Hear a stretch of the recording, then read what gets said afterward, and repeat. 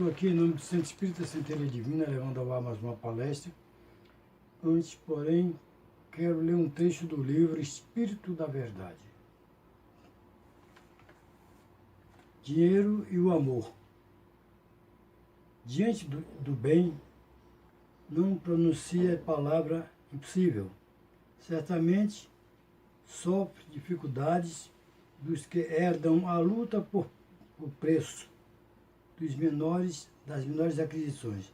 Ainda assim, lembra-te de que a virtude não reside no cofre, onde encontrarias ouro puro a fazer-se pão na caçarola dos infelizes. Em que lugar surpreenderás frágil cobertor, tecido de apólice para agasalhar crianças largadas no solo da noite?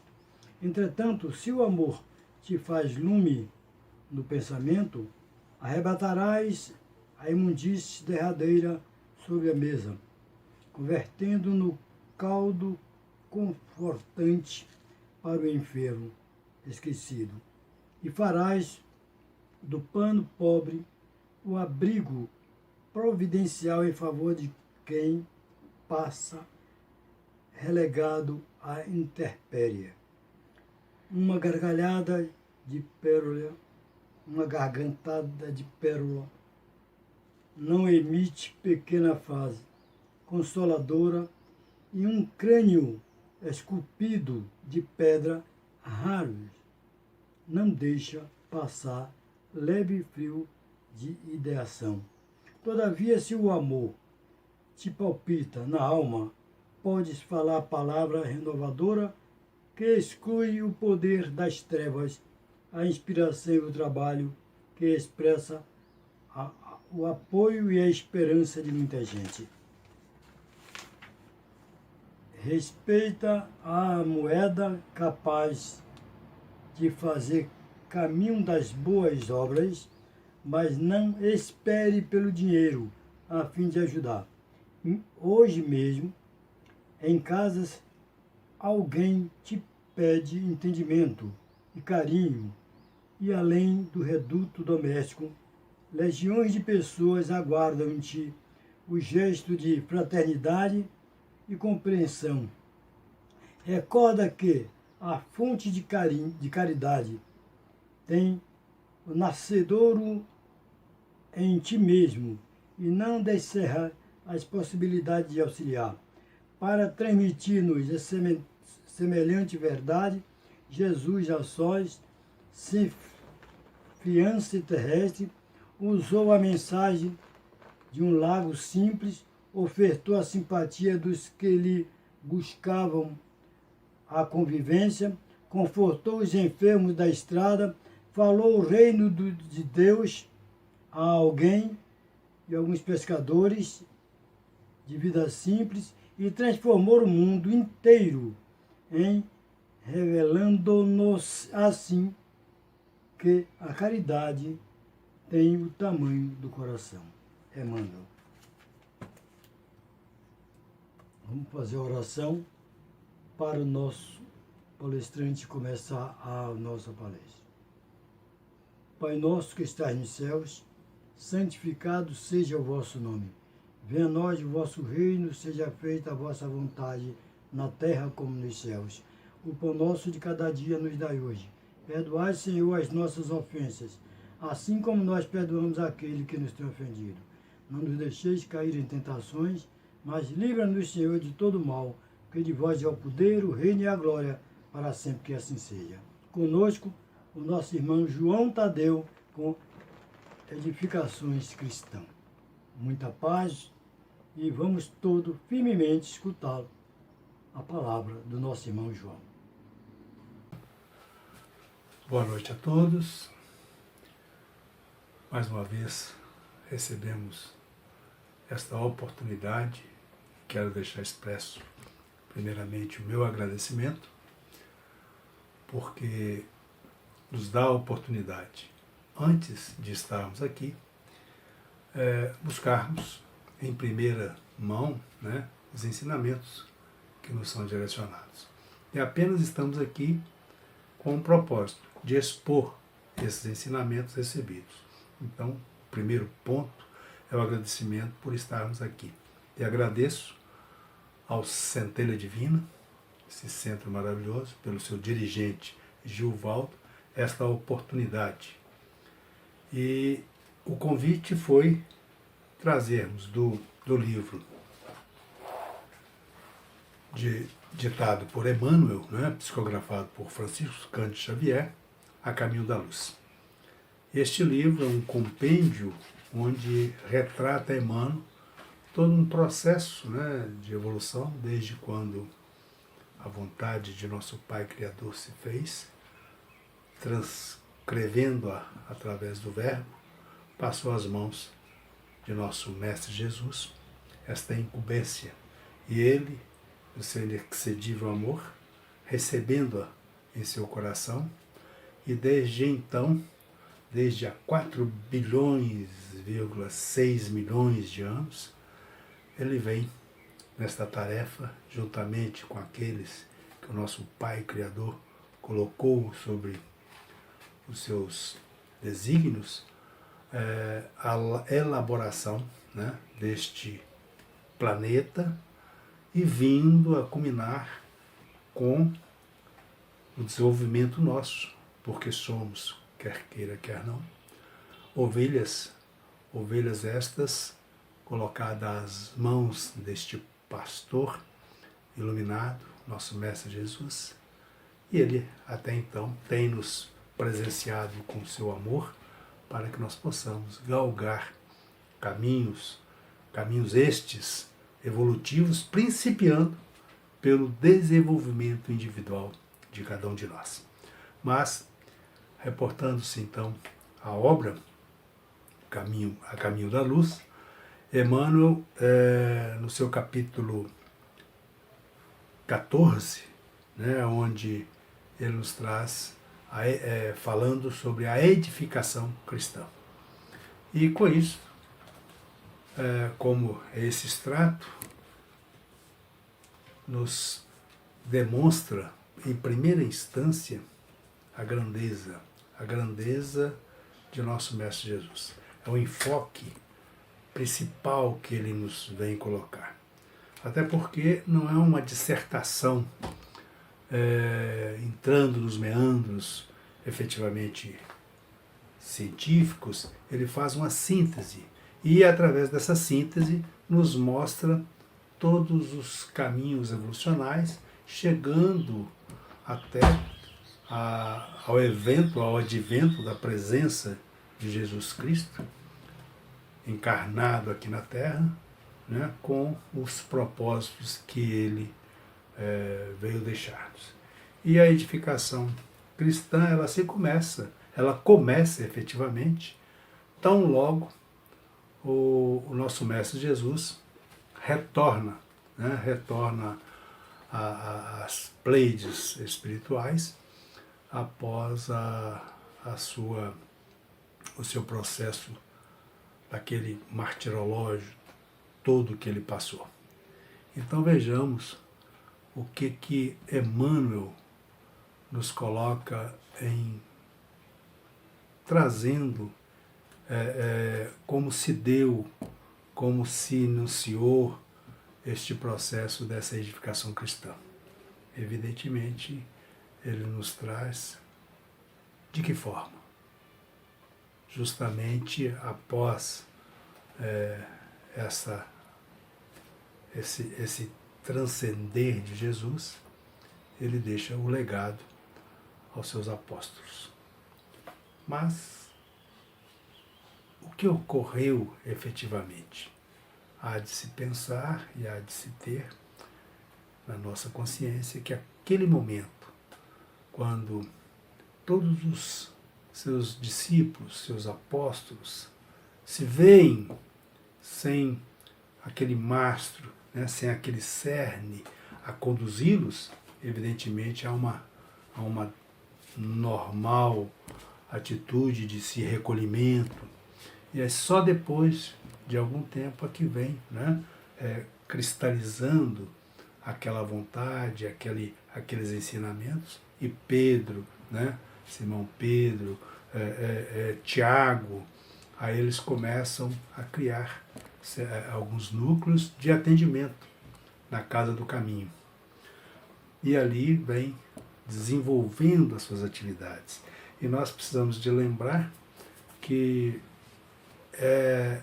era uma doutrina, né, que estava nascendo, mas nascendo num crescente muito grande. Por quê? Os corações aflitos, os corações que não percebiam caminhos, começam a trazer para si aquelas boas aventuranças, as boas novas deixadas pelo Cristo, e inclusive colocadas através das suas exemplificações, dos seus feitos, e aquilo ali começa a correr, começa a ser divulgada, até mesmo não só pelos próprios apóstolos, mas também por algumas pessoas que ali naquele momento participaram daqueles eventos e trazeram para si as suas reflexões. Centuriões, soldados romanos, outras pessoas de outros povos que participaram daqueles eventos e participaram do receber aqueles ensinamentos. Há de se lembrar, principalmente no advento, né, do Sermão da Montanha, quando ele exorta e ele coloca toda a base da sua doutrina, muitos ali perceberam o processo de mudança, o processo do nascedouro de algo novo e grande.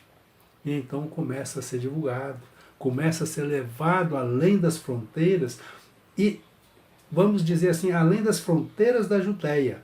Por quê? Com o Império Romano estendido como era na época, então ficava muito mais fácil. Até mesmo os próprios apóstolos, para difundirem a doutrina, eles tinham, evidentemente, as dificuldades dos meios de locomoção, mas tinham as fronteiras abertas em função da enormidade do Império Romano.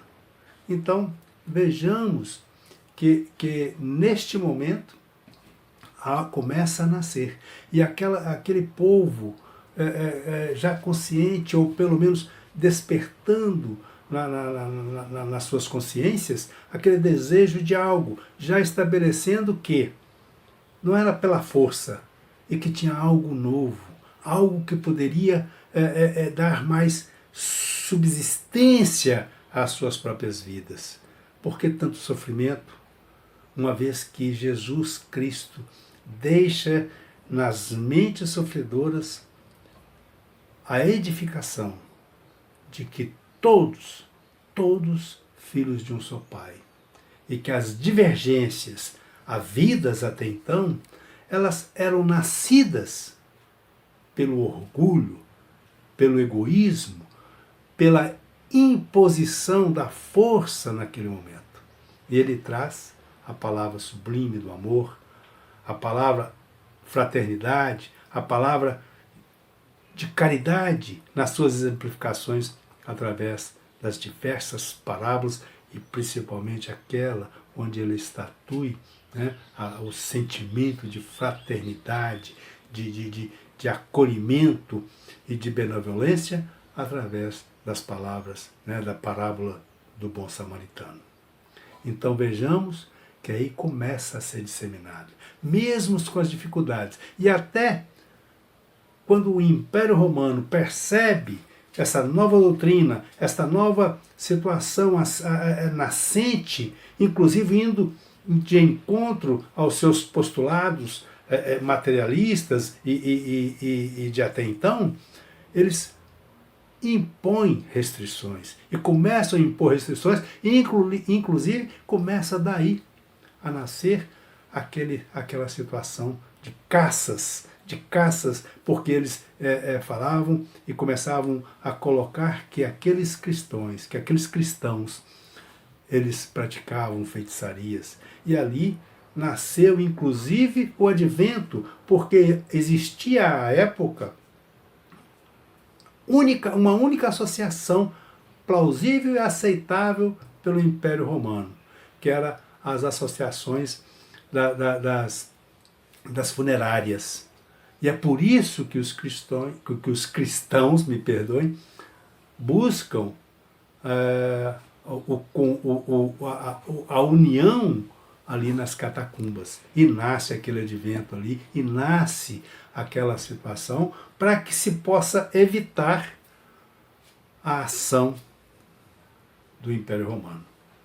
Mesmo assim, nós conhecemos historicamente as ações nefastas havidas àquela época por conta de tantos sacrilégios, de tantos martirológicos, que inclusive se nós lembrarmos ou pudermos ler, né, Paulo e Estevão, ali ele é retratado, Emmanuel retrata muito bem todo esse histórico, todo este processo crescente que se havia.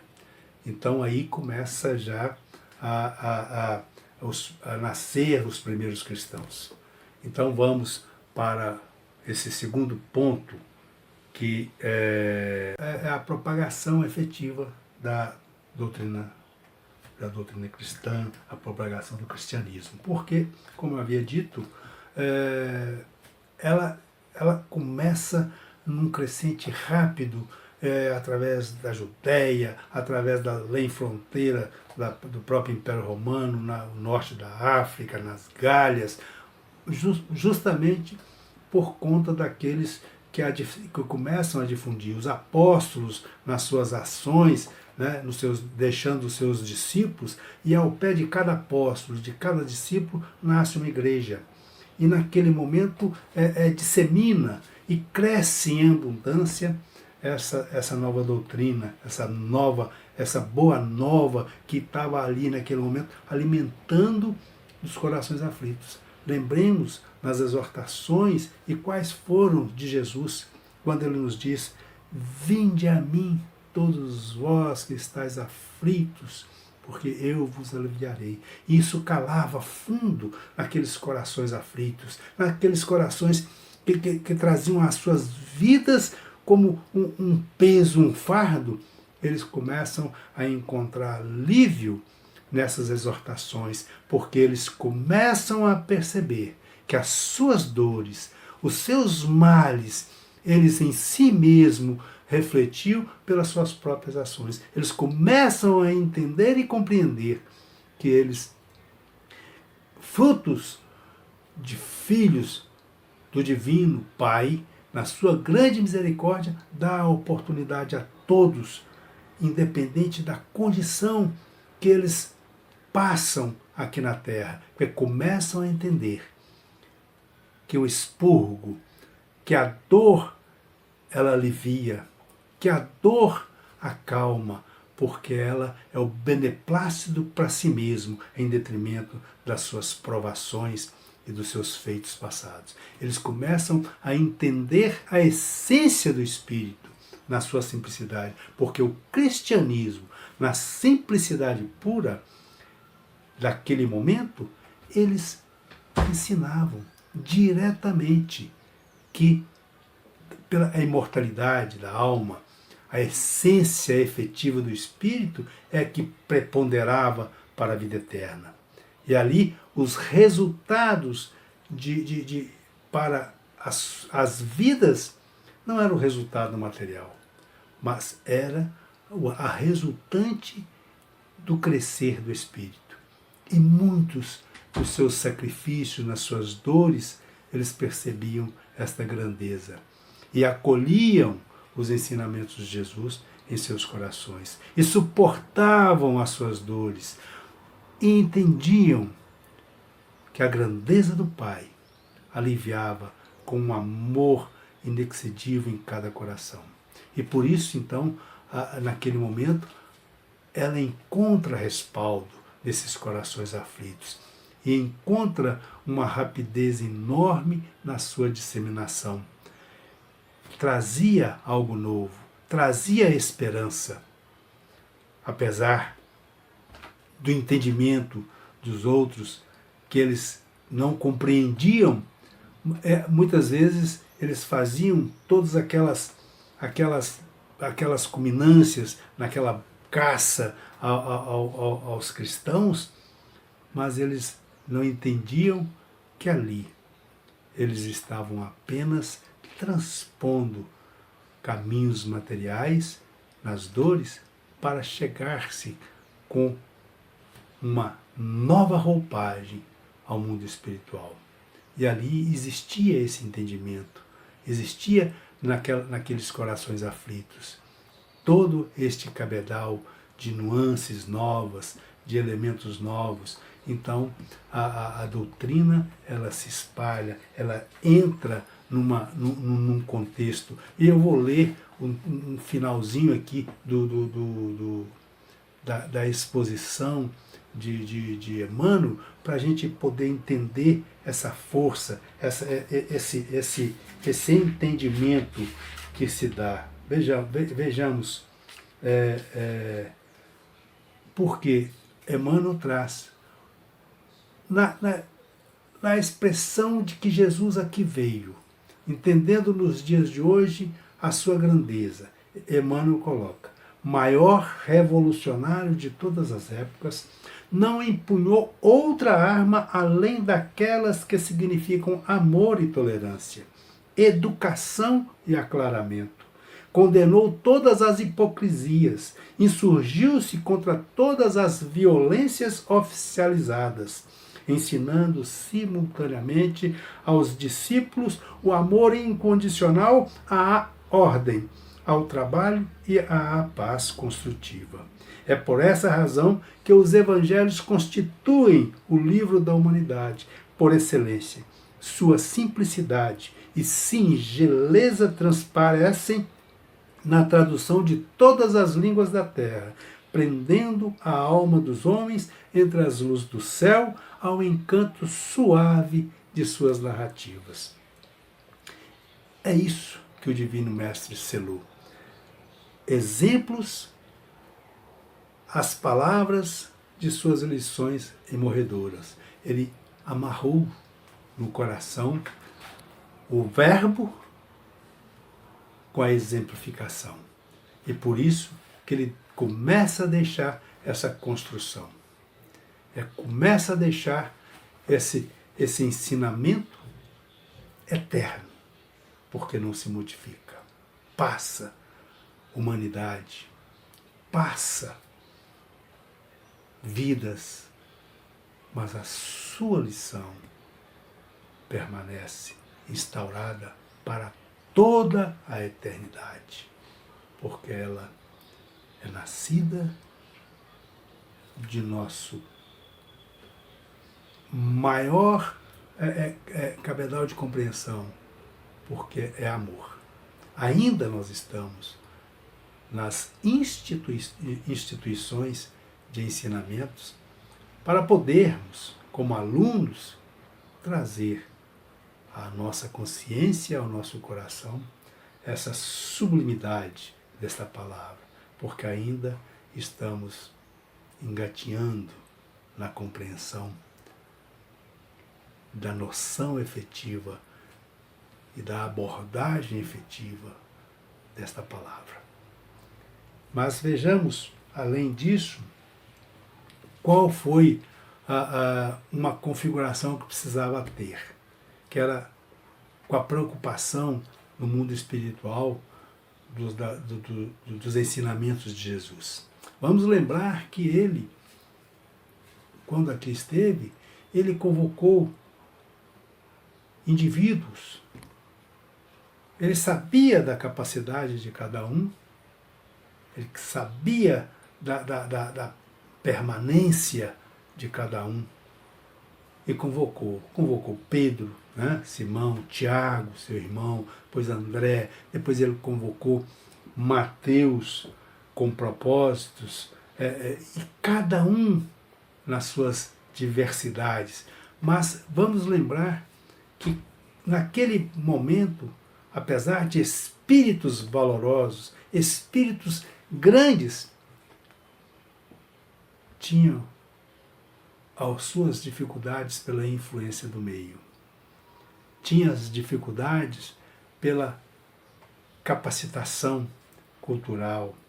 Tinham, sim, conhecimentos através dos textos que eram repassados verbalmente, boca a boca, mas tinham muito a influência do meio. Então, então a espiritualidade, sabendo deste conteúdo, sabendo dessa situação, eles precisavam de dar uma formação para instituir e deixar instituído efetivamente para toda a posteridade o Evangelho, a Boa Nova. E aí a espiritualidade começa a trabalhar. Porque necessitava, porque eles tinham, o que utilizavam o mesmo meio para passar os ensinamentos de Jesus, era também de boca a boca. Mas a influência do meio muitas vezes poderia estar modificando as suas estruturas. E aí ele, com todo esta estrutura, eles começam a ter esta preocupação e começam a ter o desenvolvimento. Porque nós sabemos que, primeiramente, em todas as instâncias, todos os adventos que passamos aqui, eles, sobremaneira, iniciam-se na espiritualidade para trazer as intuições, para trazer as orientações a nós, humanos, muitas vezes com as nossas percepções falhas, mas nos promove recursos para podermos capacitar e deixar uma estrutura efetiva aqui na Terra. E é isso que começam a trabalhar. E é isso que começam, inclusive, a determinar processos novos. E aí vem o advento. Perdão. E o advento, que é advento? Paulo começa ali a missão de Paulo. E se nós lembrarmos novamente, Paulo perseguidor, Paulo difusor, Paulo transforma, Paulo renasce, Paulo abre novos caminhos. Ele começa um trabalho, e ele não começa um trabalho imediatamente, há de se lembrar, porque às portas de Damasco ele recebe a presença magnânima do Cristo e o chama e o convida. E qual foi a atitude? A aceitação imediata, a colocação como servidor imediato do Cristo. Ele procura os meios, procura a orientação e assim faz. Mas ele, impregnado de todas as virtudes anteriores que ele adivinha, do orgulho, da grandeza, ele se isola. Ele se isola e começa um renascer. E começa a buscar elementos novos e encontra. Encontra porque ele tinha se entregado a esta nova missão. E ele começa a perceber toda a sua responsabilidade e toda a sua... Ele recebe daquele casal que é narrado em Paulo e Estevão, que eu não lembro o nome, me perdoe, mas ele recebe aquele conteúdo no papiro que está ali, as orientações, né, os escritos dessa boa nova, e ele começa a refletir. E ali começa aquele renascer, aquela construção sólida, e quando ele se sente preparado, ele começa a sua peregrinação e a sua missão. E começa, inclusive, a trabalhar na própria casa, que é a Judéia, mas ali ele não encontra efetivamente um apoio. Ele busca, inclusive, a relação com Pedro, Tiago, vai à casa do caminho, após ele ter ido à busca dos cristãos, ele retorna. Mas ele é recebido, ele não é bem recebido, porque tinha o seu histórico, porque as pessoas conheciam. E o que a espiritualidade havia promovido trazendo Paulo para este meio, para este trabalho? Porque, como eu havia dito, a influência do meio, os novos cristãos, nas suas instituições novas, nas igrejas, eles tinham que sair daquele eixo que estava já impregnado pelo judaísmo da época, que era o centralizar aristocraticamente, ou seja, fazer uma elevação pessoal daquele e predominar sobre todos. Conquanto o cristianismo simples e puro de nosso Mestre Jesus, ele é horizontal para abordar e abraçar a todos, e não vertical para um, mas é para todos igualmente. Então, Paulo vem contribuir e muito para que este processo não se chegasse a este ponto. E aí ele começa, inclusive, a receber as dificuldades dessas relações, mas ele as converte em todas em primoroso ensinamento de amor. E haja visto, mais uma vez, acho que é muito interessante fazer lembrar que das narrativas em Paulo e Estevão, elas são muito preciosas para podermos entender com maior preciosidade esse trabalho dinâmico deste homem que se entrega efetivamente à obra do servir, à obra do difundir e à obra de deixar uma estrutura igual a todos os núcleos do cristianismo. Então ele foi entregue a ele esta missão, e ele inclusive convida, há de lembrar, ele passa uma obrigação para Lucas, que justamente era a vontade dele de fazer e de deixar escrito o Evangelho, mas as dificuldades impostas, ele passa então para Lucas, que Lucas inclusive procura, né, a mãe de Jesus, Maria, para buscar conteúdos para exposição efetiva. Mateus, nós temos Evangelho de Marcos, de Lucas e João. Então, na sua simplicidade. E foi por isto que foi colocado esta missão. E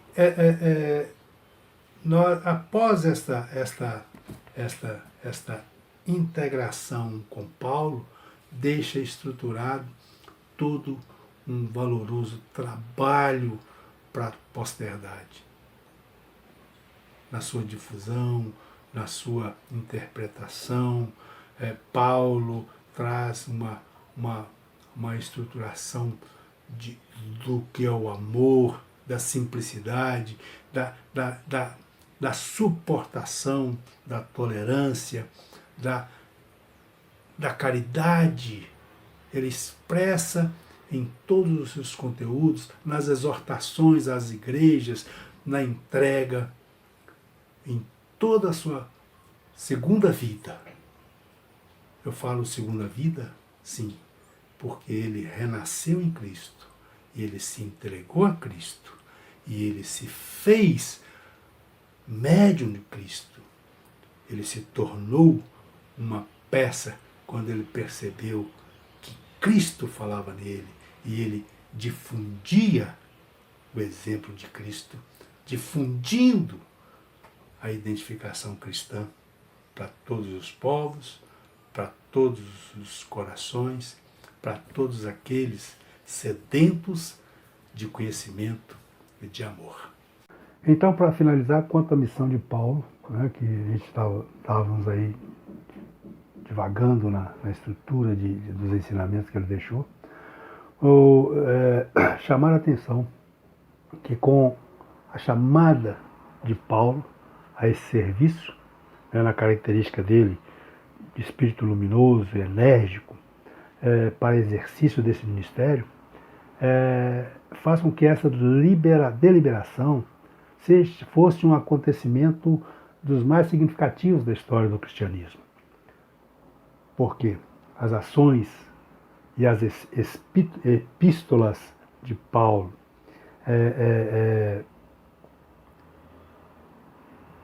levadas, né, a todas as igrejas, levadas a todos os discípulos, mantendo uma linha, né, de igreja em igreja, levando de cidade em cidade os ensinamentos do nosso Divino Mestre, ele inflama os corações e faz com que esta base fique solidificada a cada passo, a cada cidade, a cada estrutura nova criada. Então foi um trabalho primoroso esse, não só da divulgação e da doutrina cristã, mas como estabelecer uma linha, né, universal para a doutrina nascente. Então Paulo foi vamos dizer assim, um esteio para essas condições, não é verdade? E nós vamos passar para, em sequência, nessa edificação cristã, nós vamos estar aí com trechos lembrados, trazido por Emmanuel, sobre o Apocalipse de João. Eu acho que todos já têm consciência, né, e ciência, né, desse trabalho de João. Ele deixa em vida, né, esses relatos, e é um relato, quando nós o lemos efetivamente, nós vamos encontrar vários símbolos, várias simbologias, e que realmente, quando a gente lê, simplesmente lê, a gente fica com conteúdos de interrogações diversas. Mas hoje nós já temos vários estudos sobre as interpretações, e Emmanuel nos traz, né, nesse conteúdo, né, justamente um contexto onde, nessa chamada, né, de João à espiritualidade, ele recebendo diretamente de Jesus Cristo e fazendo com que a sua visão se expanda ao futuro, ele traz todas as previsões que poderiam vir a ocorrer para a humanidade pós-vida de João. Apesar de que, como eu disse, o meio, a influência do próprio corpo, quando no êxtase, ou seja, o espírito recebe com toda clareza, mas o nosso próprio corpo, ele é uma faixa que acaba não dando toda a lucidez com que recebemos, mas mesmo assim ele traz as suas interpretações, ele traz as suas simbologias e deixa um legado para toda a posteridade. E ali ele fala, ele fala de todos os processos que adviriam.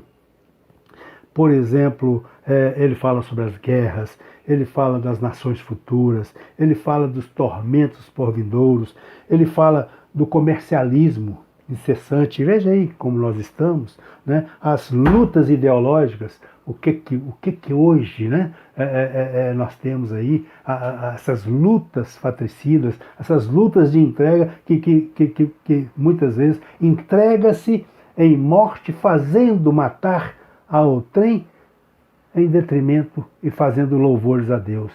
Ou seja, e tudo isso ele vem trazendo essas narrativas antecipadas dessas previsões e mais ainda que ele trouxe e que não se deu, na verdade, uma visão efetiva, foi o que estaria por acontecer. Efetivamente, quando ele faz aquela narrativa lá no Apocalipse, versículo não lembro, versículo... Bom, ele chama a atenção sobre a besta, ou sobre a condição que viria a acontecer com a igreja. Quando ele fala, né, que a igreja ela se transviaria, né? Ele traduz a igreja como uma besta de púrpura e embriagada com o sangue dos santos. Ou seja, naquele processo, naquele momento, ele nos traz um conteúdo que já adviria mais tarde, adviria não tão mais tarde, mas ele já nos mostra os caminhos que ali estariam sendo conduzidos, não pela doutrina cristã, mas pelo homem saindo da concepção cristã, trazendo para si as responsabilidades. Então, ele reza lá o Apocalipse, que a besta poderia dizer grandezas e blasfêmias por 42 meses, acrescentando, né, que o seu número era o 666.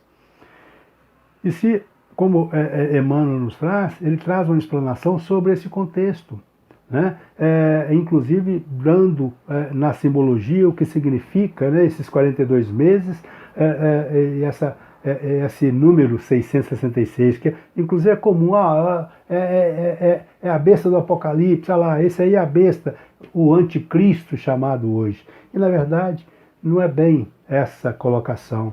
E aí Emmanuel nos traz, como outros companheiros, nós já temos inclusive uma tradução, não é tradução a palavra, mas um livro, entendeu? Sobre decifrando ou colocando todo o Apocalipse ao olhar da doutrina espírita. Eu não sei o livro, mas eu já vi a respeito, com certeza tem. E aí Emmanuel traz, olha só o que ele traz. Ele traz o número, e como na época, como eu disse, inclusive a João traz as simbologias para o seu conceito de época, para o momento, nas condições que ele tinha de conhecimentos e tradições, e o que se usava mais eram os números romanos. Então ele coloca, nesses 42 meses, Emmanuel coloca, 42 meses, tome-se 42 meses, não por 30 dias, mas como se fosse esse 30 anos. Podemos tomar cada mês como sendo de 30 anos. Se cada mês for de 30 anos, naqueles 42 meses, corresponderia a 1.260 anos. E Emmanuel traz, olha, esse período de 1.260 anos, onde a besta, né, ela dominaria, ela se encheria de púrpura e grandeza, é justamente quando o imperador, oh meu Deus, Focas, o imperador Focas, ele dá o poder efetivo ao papado em 607, ele consolida que a força e o poder ao papado, e a partir dali começa-se vamos dizer, um reinado fora dos reinos, porque quem dominava e quem determinava, inclusive quem ungia os reis, ou quem trocava os reis, e as manipulações eram feitas pela própria igreja, pelo próprio papa, papado, bispos. Então, e essa situação perdurou-se até durante esses 1.260 anos, e esses 1.260 anos traz o quê? Processos que a própria igreja determinou sobre as cruzadas, sobre a Inquisição, ou seja, foram não só a situação dos jesuítas, vários históricos tormentosos porque a humanidade passou ao longo desses 1.260 anos. E ele coloca esses 1.260 anos porque em 1870 em 1870, o Papa Pio IX, aí ele coloca o édito papal. De que forma? A infalibilidade do Papa. Ou seja, ele coloca o Papa como divino, o Papa como absoluto. E nesta época, neste período, a sociedade ela já estava aurida, ela já estava cansada, ela queria resultados e queria saber os porquês. E com essa instituição, desse período, a ciência já se despontava. A ciência já manipulava átomos, já conhecia processos que não se corroborava, trazendo essa potentade ao ser humano. E aí começa uma derrocada da própria igreja nas suas instituições e dogmas. A própria ciência em si comprovando a estrutura do cosmos, as novidades da matéria, em outros vários formatos, não tinha por que manter. E com isso começa a afastar o ser humano desse processo religioso, entregando-o a um nadismo, a um materialismo absoluto e corrompendo-se e deixando-se perder. E é por isso que está lá, estatuído no Apocalipse. E é por isso que Emmanuel nos traz essa lembrança, porque é um processo que, na verdade, a edificação cristã, ela deixou de ampliar em detrimento de nós humanos, em detrimento de nosso próprio orgulho e egoísmo. Haja vista que ele também traz a significação, porque esse 666. E aí ele faz lembrar dos nomes, né, que tem o sumo pontífice, o Papa, é que ele usa os títulos de Vicarivis Generalis Dei in Terris, Vicarivis Filii Dei e Divix Cleri, que significam Vigário Geral de Deus na Terra, Vigário do Filho de Deus e Príncipe do Clero. E que nestas inscrições ali estão contidas pelos algarismos romanos esse número 666. Foi isso que João, na sua exégese, no seu êxtase, trouxe para o seu processo simbólico. Mas ele já deixa avisado: olhem, humanidade, olhe o que vai acontecer, atentem-se a si mesmo, desenvolvam-se recursos, porque o recurso já lhes foi dado, já lhes foi deixado pelo próprio Cristo. E nós acompanhamos as mais das vezes, não as imposições que eles fizeram, mas procuramos sim, pelos nossos desejos, muitas vezes escusos, a nos filiar, a nos bandear dessas condições. E hoje estamos aqui, meus irmãos, com este fardo, mas esse fardo tão leve. Sabe por quê? Porque ele nos concedeu a oportunidade de estarmos aqui estudando algo que nos esclarece, que nos amplia o horizonte e que nos vê a pequenez que somos. Agradecemos, pois, ao nosso Pai Criador, a sua misericórdia, ao nosso Mestre Jesus por não desistir de cada um de nós, por nos dar o beneplácito da possibilidade de redimir e de refazer caminhos. Agradeçamos, sim, em todos os momentos das nossas vidas. E perdoe-nos, Pai, porque fomos e somos cegos ainda nessas esteiras de vida. Mestre Jesus, ainda aqui, neste momento, nos dê a oportunidade de trazer o conteúdo final que Emmanuel nos traz, como fosse